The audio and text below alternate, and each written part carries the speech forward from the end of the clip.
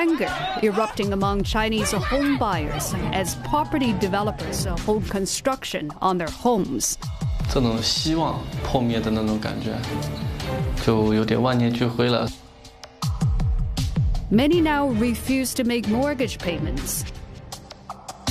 The authorities took a very serious view of this because the consequences, if this were to spread, were pretty dire. As a decades-long property boom in China draws to a close, real estate is the single most important sector in the Chinese economy. Who will end up holding the bag? Prices cannot go up forever. It will always be painful when they come down.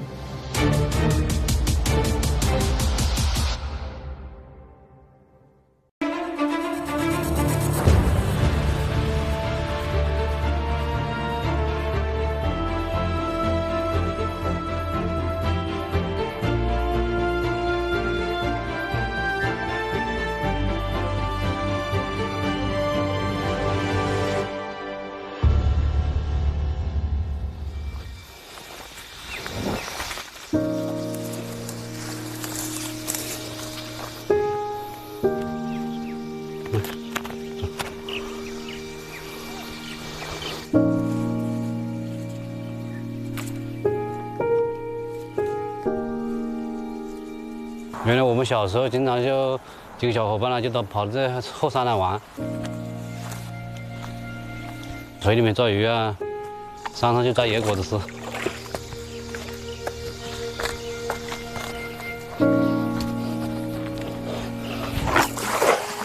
现在基本上这个全部都变了样，只有这一点点，就是我们儿时的记忆。 就是这一点点，还保持原来的模样。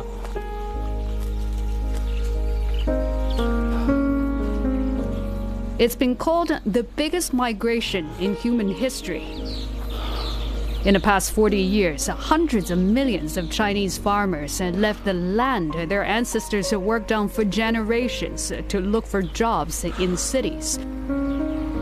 Some dreamt of returning to the countryside to retire. But as the urban population expanded, growing cities encroached into rural land. 没征收之前，这个厂，这条路就直通到我们家后面，那个厂，原来那个厂就是我们家那个地方。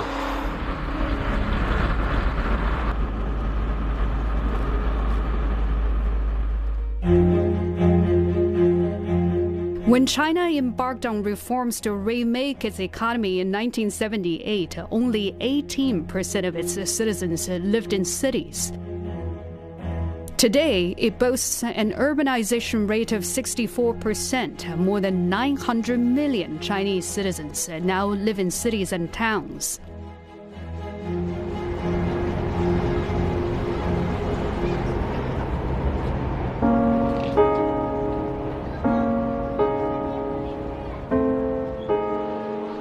Around the time Tian's wife got pregnant in 2018, the family decided to take the plunge. They took out a mortgage to buy an apartment in Shangtan, a fourth-tier city in the central province of Hunan.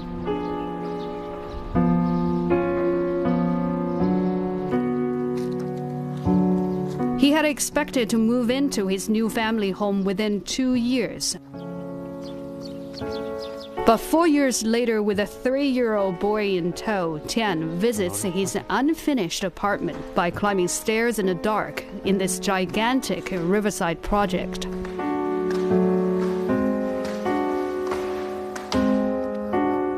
看楼好高啊，这里高不高？啊，高不高？别掉下去了！啊，不能掉下去的。你怕，我也怕。喜不喜欢这里？ 喜欢。像现在还一直没交房，我们建河了，本来是2020年8月30号交房的，本来是，现在是22年，已经快已经8月份了，快2年了已经。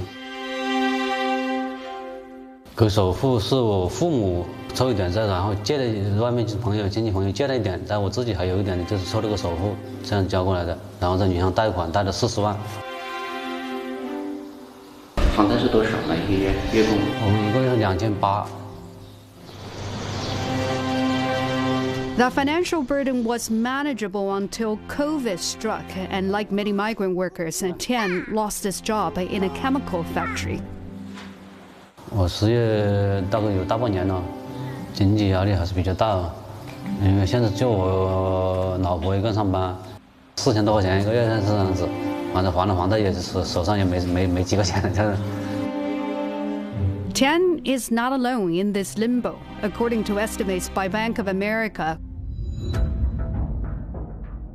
close to 9% of housing projects under construction across China have become so-called 烂尾楼 or rotten tail buildings, a name for unfinished housing projects.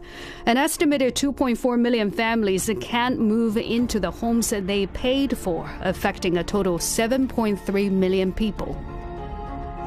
Together with the other homeowners in the same development, Tian sent a letter to his bank in July threatening to stop mortgage payments if construction doesn't resume by September. He sees this as its last resort. 跟政府交涉过，开发商交涉过，反正都没有很明确的答复，就是说像踢皮球一样，这里踢一下，那里踢一下，我身体真的没一点底。交去房子也看不到点希望，真的看不到一点希望都看不到。In making the threat to the bank, Tian is again joined by many others. Since July, homebuyers in over 100 cities across China have declared a mortgage boycott.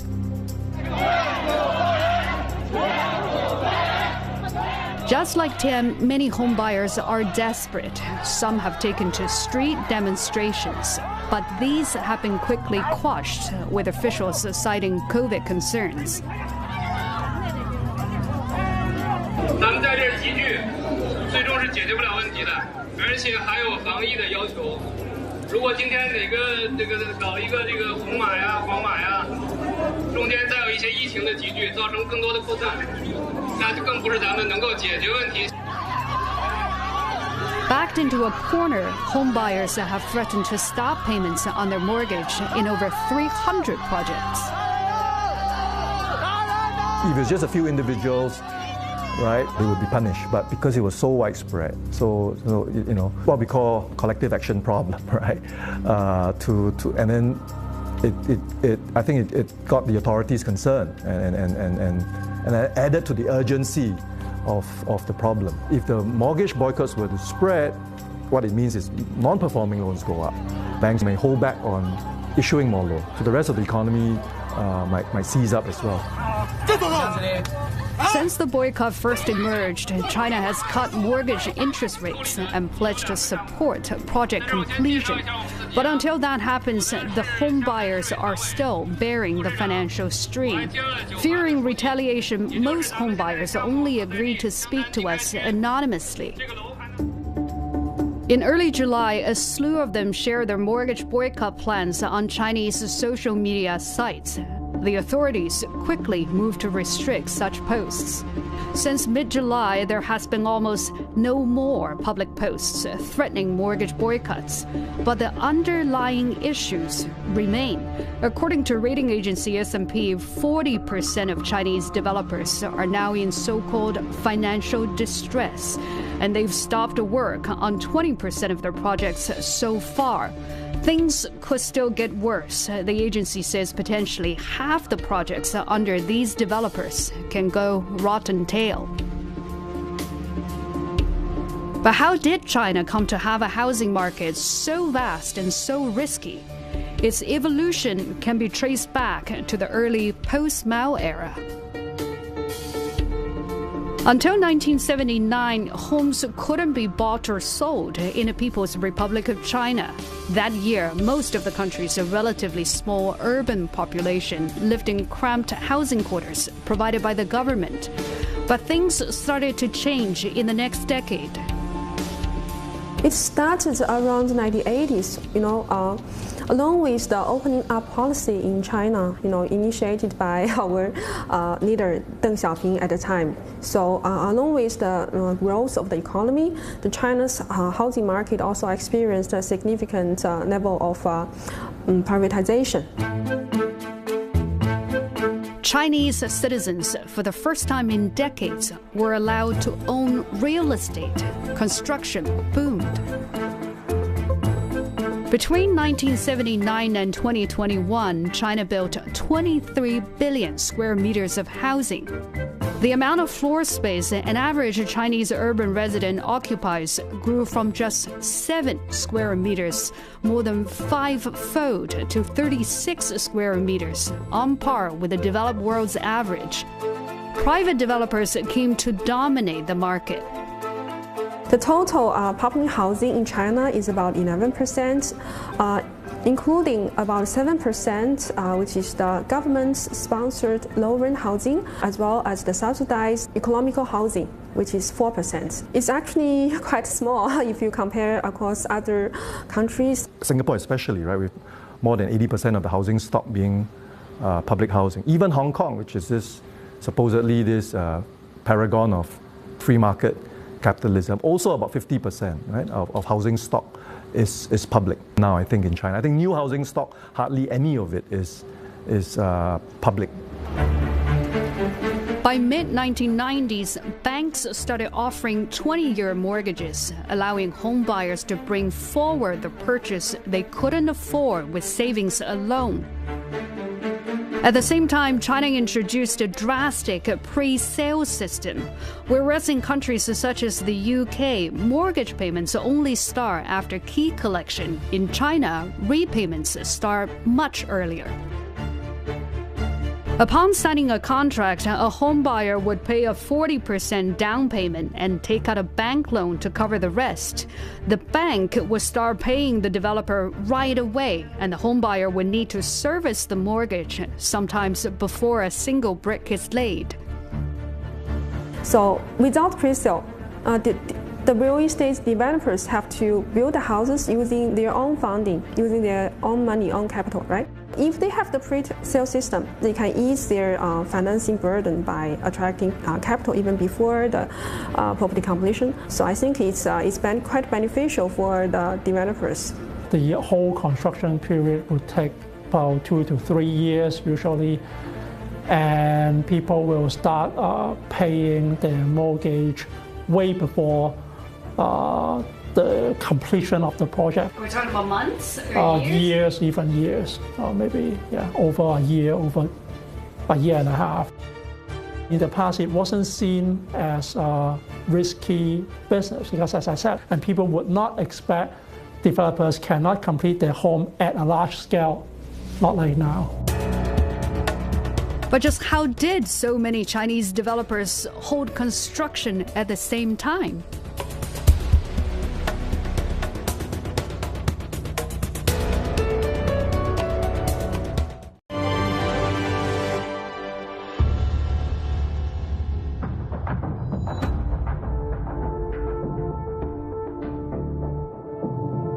More than 40 years after China introduced private housing, the country's real estate market has gone through a stark transformation. Aided by a growing urban population and a booming economy, the property sector soared. According to The Economist, China builds about 15 million homes a year, 5 times that of America and Europe combined. Chinese developers became behemoths. Among the largest, China Evergrande. Founded in 1997 in Guangzhou by colorful tycoon Xu Jiayin. He was a latecomer to China's real estate bonanza, but quickly grew into its second biggest and possibly most reckless player. When you receive proceeds from a project that is still in the early stage of the construction, and then you invest in some other project, and you also receive proceeds from this project, and you invest in another project, so you can see that you can grow your size pretty quickly in a short time. Many developers have been relying on that like fast churn development model. And I would say an extreme example would be Evergrande. At its peak, Evergrande had more than 1,300 projects across China. A total of 12 million families lived in homes it built. And for future expansion, it amassed a land bank bigger than the island of Manhattan. The humongous scale is precisely what gave homebuyers like Chang confidence. 其实当时买恒大城的时候，这块都没来，就是觉得盘子大，那这个想法很单纯，很简单，而且呢有实力大企业。 Investors worry the indebted property group will default and that the spillover will destabilize an economy that is already under strain. In late 2021, Evergrande became the first major Chinese developer to default on its debts. The company has since disclosed that it owes banks, bondholders, and suppliers $300 billion in total, the equivalent of 2% of the Chinese GDP. 其实刚开始知道的时候呢，知道这个恒大出事情的时候，其实呢，我是，不是说特别的担心。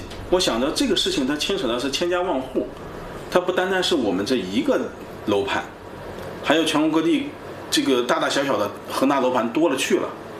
What comes as a surprise from the end consumer's point of view was that, you know, when there's a national name, there's a sense that there's too big to fail. So when the borrowings market or the sort of refinancing market sort of stops, you have a shortage of cash coming in, but at the same time the construction commitments remain quite elevated, so there's a cash shortfall.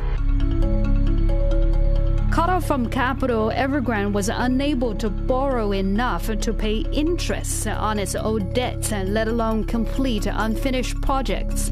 But why did capital markets turn on Evergrande?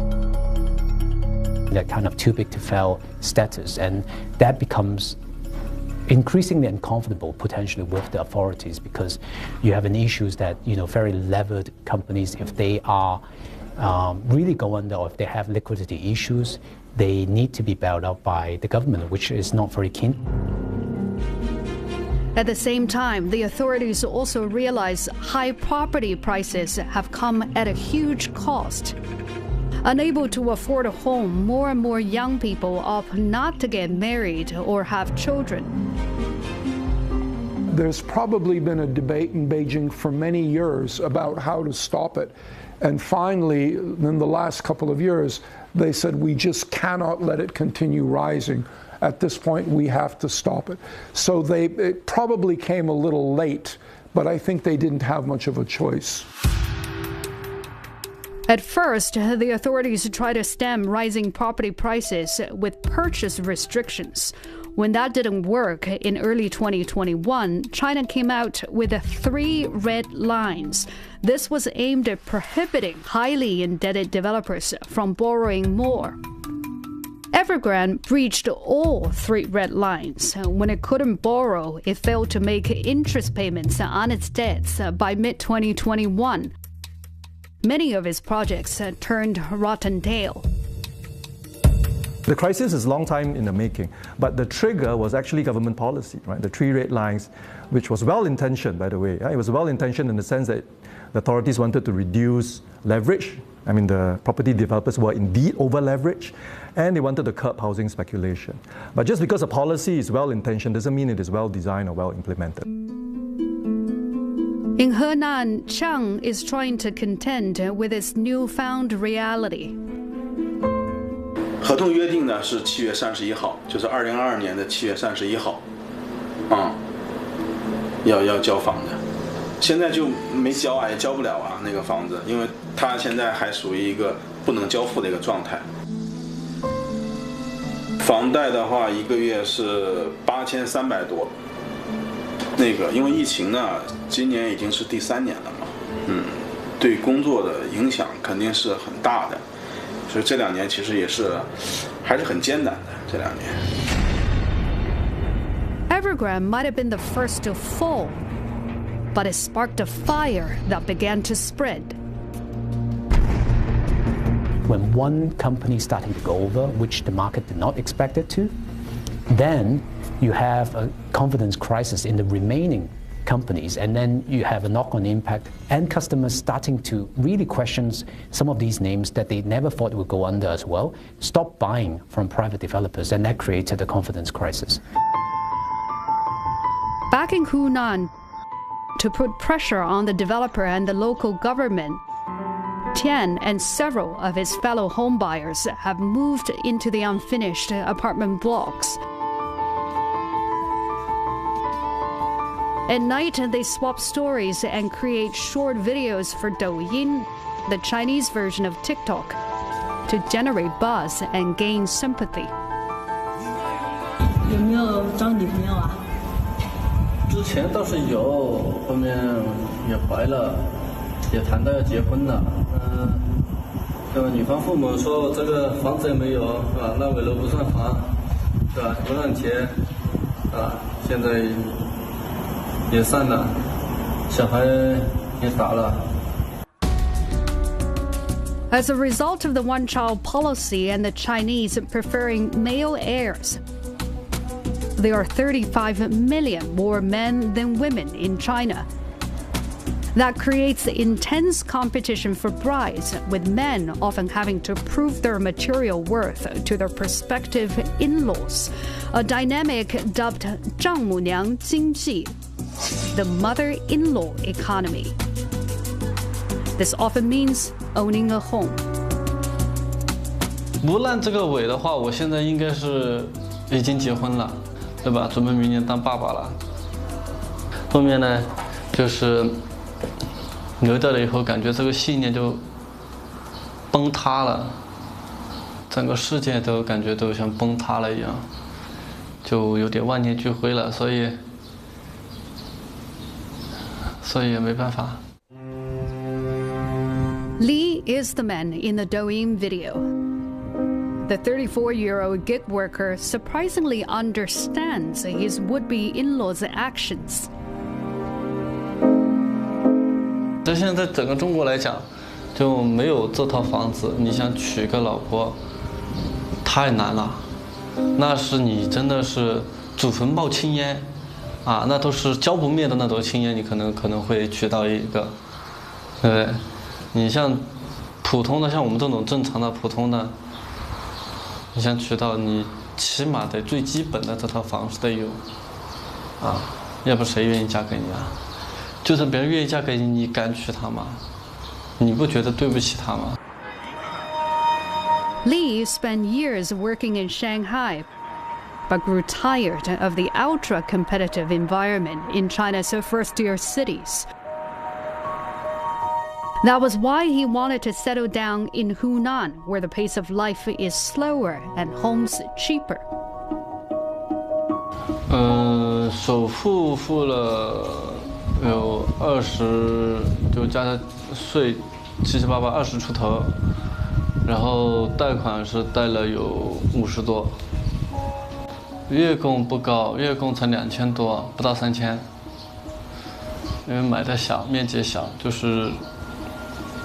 住家性质的嘛，之前的话，我还在上海的时候，大概在收入比例的10%到15%吧，啊，那个时候收入会高一些，然后因为也是想着看到这个房子快交了，然后就回长沙这边来发展，啊，现在的话占比例差不多能占到35%了。 住这里怎么说呢，也不方便。我现在住这边，我每天上厕所我得跑到那边去上，晚上上个厕所得跑来回得差不多有1里路了都，有吧？啊。洗澡就在那个池子里洗。 While making do in an apartment with no electricity or running water, Li and his neighbors wonder where the blame lay. 监管资金出问题了，不是那个的话，我们这楼卖那么好，怎么可能会烂掉？就是开发商把这个钱到其他楼盘去了，然后其他楼盘去继续拿地。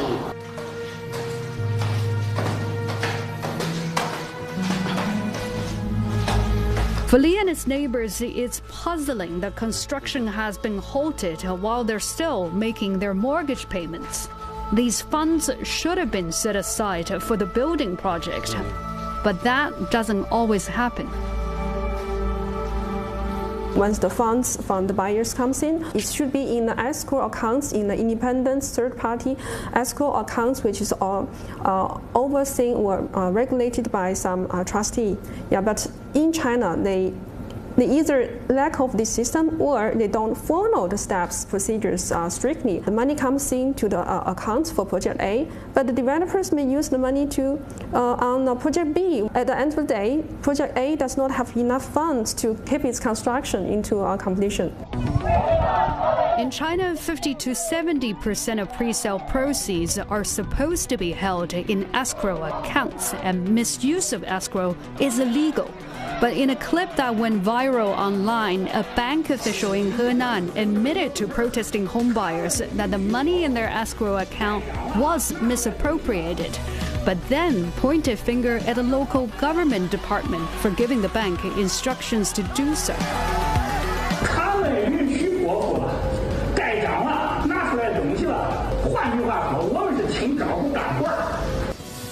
The government later denied the allegation. But are greedy developers the only ones to blame? Bubbles are systemic. We always blame them on greed and on Ponzi schemes and on fraud, and there's plenty of greed and plenty of fraud. But the problem is you lock yourself into a system of rising prices.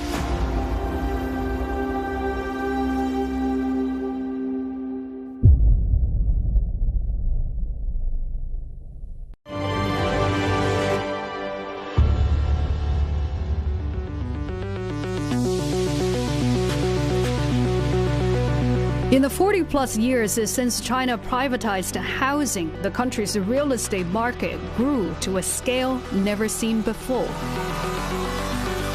The Chinese economy is officially about 3/4 the size of the US economy or the European economy. So in theory, if American real estate were correctly valued, Chinese real estate should be about 3/4 the value of American real estate. And yet, Chinese real estate is worth more than twice American real estate and more than 3 times European real estate. And that makes no sense at all. That's logically impossible to explain. Michael Pattis is an American professor who teaches finance at Peking University. He's been living in the Chinese capital for more than 20 years. For many years, it was well known that the way to get rich in China was to borrow as much money as you could possibly borrow and buy as much real estate as you could possibly buy. And as a result, that's what people did. The problem with that system is that it can't go up forever. For the last 10 years, I've been telling my friends not to buy. Wouldn't they be mad at you? Oh, yeah. Until this year, they would have been very angry. In the past 10 years, average home prices more than doubled in Beijing, rose 150% in Shanghai, and almost quadrupled in the southern city of Shenzhen. It is estimated that up to 70% of household wealth in China is tied up in property. It was once said that property speculation was China's national sport, just as Tu Qiang, a real estate agent in Yanzhou, a town situated geographically in Hebei province. 向北大概1公里不到，开车5分钟以内就有京平高速。 Because of its proximity to Beijing, it became a popular choice to buy a home for workers who can't afford the prices in a capital. 燕郊最好的时候应该是在15年的下半年到16年，持续到年底的这一段期间，相当于是房地产市场，然后在持续不断的上升，几乎就是每天对于新房来讲就是一天一个价格。啊。最好的时候呢，就相当于是你比如今天是卖到1万，有可能明天就变到12000，就是涨幅特别严重。当时我们房地产工作人员的工资很低，一般赚的都是提成。你不知道你得卖到10多套房才赚个几万块钱，其实特别的少，特别的辛苦。然后呢，也是感觉这个市场要起来了，因为毕竟我是从事这一行的，也是有一定的体会。咬咬牙，搁朋友那儿倒了一部分钱，先投资了这第1套房子。其实差的也不。随着这个市场的不断晋升，我就感觉我赚的突然之间越来越多。在房地产这边的话，赚到的钱，我也不了解其他的行业，再继续投资房子。20刚出头的时候，有个3、2套房，有车有存款，我自我会感觉良好，但是呢，并不满足。随着市场的不断晋升，我也有点像是投红了眼。在高价的时候呢，又再购进了一些高价的房。Between 2015 and 2017, home prices in Yanjiao tripled. Alarmed by the rapid rise, the local government implemented purchase curbs, allowing only people with hukou or local household registration to buy, ruling out the Beijing commuters. 当限购政策出来了以后，不到1个月的时间，其实燕郊的这个地方呢，接近屯斩，相当于是已经掉价掉到了原来价值的2/3，只留有1/3，差不多这个样子。To add to the pain, in 2020, COVID struck. Beijing, as the Chinese capital, essentially sealed its borders with neighboring provinces, making it impossible for workers to commute from Yanjiao. Now, even the rental market evaporated. 你当时你有多么风光，你摔下来你就有多么的惨。在自己最苦的时候，没有钱吃饭，睡公园，当时非常的害怕，非常的担心，不知道该如何是好。年纪小，又赔了这么多钱，我也突然感觉昏天暗地的。每天睁开眼睛，就是如何去还这笔账。According to a survey by Chinese research firm Beike, the city of Langfang, where Yanjiao belongs, has one of the highest vacancy rates in the country. Close to 20% of the apartments already built stand empty. On average, the report says 12% of China's existing homes have no one to live in. The famous story in China that people were buying apartments for their sons at the age of 18 or 19 when nobody needs an apartment because the son had to have an apartment if he was going to get married, so they would buy it now. That looks like preparing for the future, but from a market point of view, that is speculative buying. I'm buying not because I need it, but because I think the price will go up. Prices cannot go up forever, and they will never come down in a nice, gentle way. It will always be painful when they come down. To be sure, the massive fall in Yanjiao's home prices is rather unique. But nationwide home prices have also started to decline. S&P is now forecasting a 6 to 7% drop in prices for the year. The investment demand probably is gone. So that's why we are forecasting property sales this year in 2022 and likely in 2023 will be about 12 to 13 trillion RMB versus 18 trillion in 2021. With a supply glut and falling demand, developers now have far less ability to raise capital from pre-sales, adding to their financial woes. Ultimately, the total value of residential real estate to GDP is typically around 100%. In the US right now, it's about 120%, so that's very high. In China, it's about 350%, which suggests it has a long ways to go down before it becomes normal.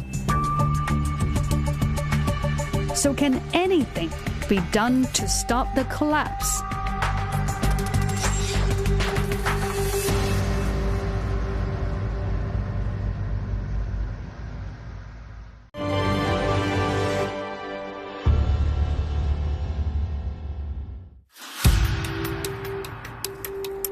China is the world's second largest economy, and up to 30% of its GDP comes from construction and related industries.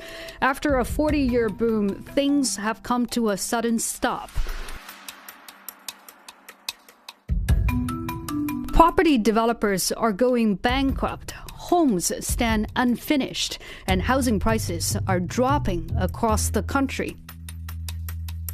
Some people are worried that this will trigger something similar to the 2008 global financial crisis, which started when a mortgage meltdown in the U.S. destroyed American investment bank Lehman Brothers.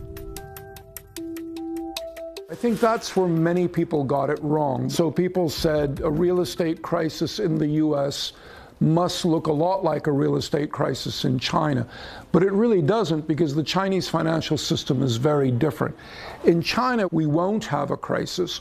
We'll have a very long, slow adjustment rather than a very quick, brutal adjustment. There's no clear-cut bankruptcy laws in China. You know, it's very hard for individuals or households to walk away from debt. Unlike the global financial crisis, where American subprime mortgages or low quality mortgages had been spread throughout not just America's financial system, but throughout the global financial system through this process we call securitization. The good thing, or the silver lining in China's property debt crisis, is that that hasn't happened.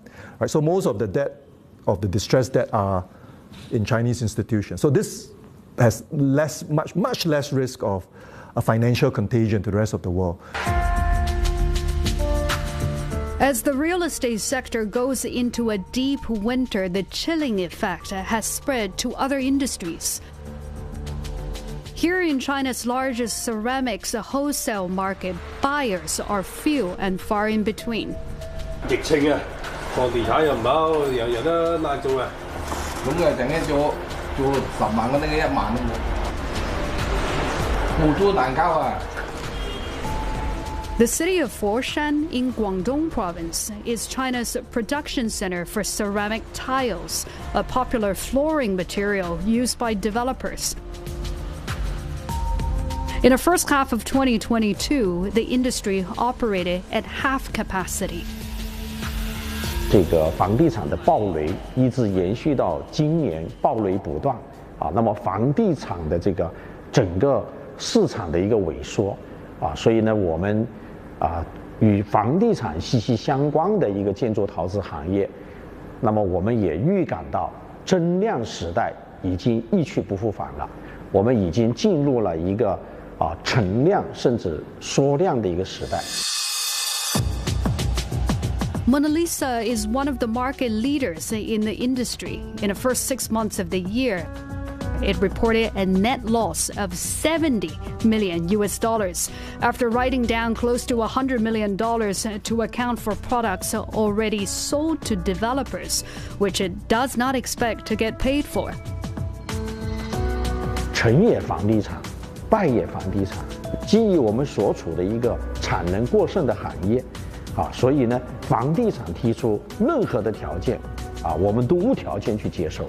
这样的话就带来我们很多的隐患，房地产一暴雷，然后我们就感觉到这个应收账款的压力，整个订单呢，萎缩下来，那么带来的压力也是蛮大的。To make things worse, many suppliers essentially lend money to developers. 首先获得订单是最重要的。 那么甚至呢，有的是以这种投入多少基金来换取这个订单，也埋下了一个又一个的雷，导致我们整个大家居，作为房地产的材料供应商，因此就陷入其中，苦不堪言，据我了解，我们的同行可能1、2家的话呢，投入到某一个房地产的这个资金，可能就好几十个亿那么能不能收回，也是一个大大的问号。那么我们整个行业据不完全统计，可能都有100、200个亿。I think many of us underestimated how extensive these liabilities were. Turns out the property developers owed a whole range of people money, right? They owe trust companies money they rely on trust companies for financing to purchase land. They owe their customers money because of this practice of pre-sales. They owe their suppliers money in the form of these commercial paper. So I think what we underestimated was how intricately interwoven and interconnected these Chinese property developers were with the rest of the economy. If there aren't more nasty surprises, this will be one of the most surprising economic events in history. Right? We don't know, but it's really, really likely that we're going to see a rise in insolvencies for all of the structural reasons that have happened in the past. Back in Hunan, Li is trying to move on. He's recently found a small shop front to start a service linking cleaners to customers. It also doubles up as his home. 这边房租是1500，现在但空调耗电比较厉害，晚上都基本不开。然后在楼上本来我是住在楼上的，然后但是这夏天楼上太热了。所以就没住在这上面，就住在下面。一般白天我可能都在那边商场去办公，因为商场有空调嘛。下午天气凉快一点就回来。明天上午应该可以，因为 Money is still tight and customers are demanding. 跟我聊的时候，正好有个客户交了钱。你看这其实也没什么，就是上面擦一下就可以了。对。半个小时算100块钱了，便宜的了。姐，这个真便宜不了，这个就怎么说呢？阿姨变成劳动者。His dream of ever owning a home now feels further out of reach. 没期待了。没期待了，现在再去挣一套房子钱，年纪大了，讲实话，现在我出去找个工作，别人都嫌我年纪大，35岁是个坎，你找工作的时候，别人就会戴有色眼镜看你了。In July, China's banking regulator issued guidance to banks telling them to support project completion, but banks remain reluctant to throw good money after bad. In a policy document, the Chinese government says the responsibility to tackle rotten tail homes lies primarily with local governments. But some question if the local governments have enough resources. China is unusual in the extent of to which local governments, both provincial and municipal authorities, rely on land sales to finance themselves. 70 out of the top 100 developers has essentially stopped land banking. So land banking revenue has pretty much dropped 30 to 40%, maybe year to date. So you can imagine that the local government financing is being stretched quite sharply. In Shangtan, where Tian and Li's unfinished apartments stand, the local government is so cash-strapped. 2 bridges it started building 10 years ago still stand unfinished. I think the only party, the entity that has the resources and the ability to affect market sentiment and consumer confidence is central government. Why they have been relatively passive till now, I don't know. For many of China's homebuyers caught in the rotten tail limbo, the wait has been long and tortuous. In Guangzhou, this giant lakeside development has been standing unfinished for 25 years, despite rounds of government interventions. Dozens of families have been living here since construction was abandoned.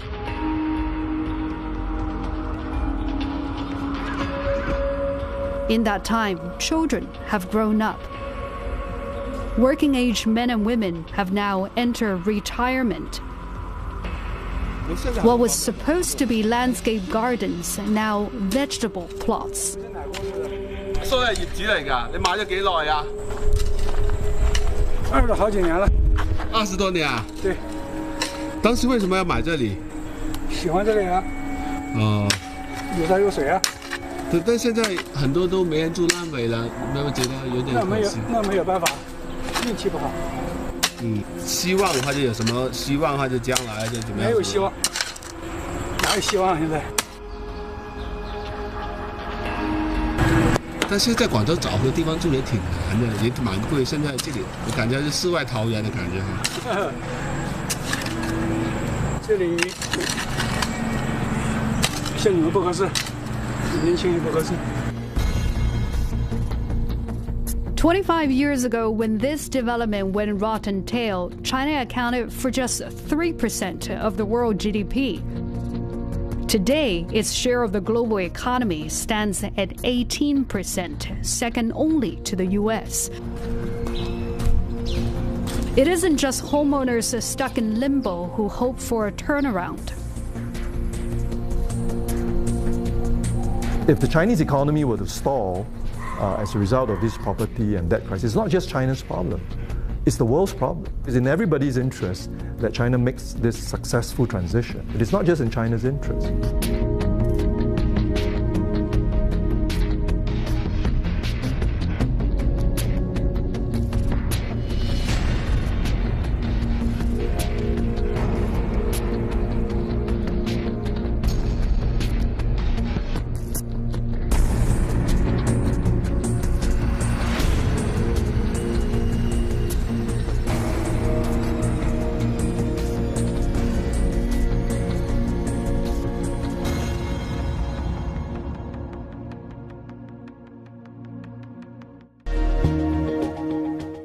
Shinzo Abe's assassination shocked the world 政治家がもうみんなたくさんの人が見てる前で殺された and revealed ties between lawmakers and a controversial religious group. 首相官邸自体が統一教会と取引をしていたのではないか。社会問題にあえて目をつぶって As the nation holds his state funeral, what will Abe's legacy mean for Japan? The aftermath of Shinzo Abe's assassination. Insight, Thursday on CNA. Warm memories wherever you go. The weather, sponsored by Qatar Airways.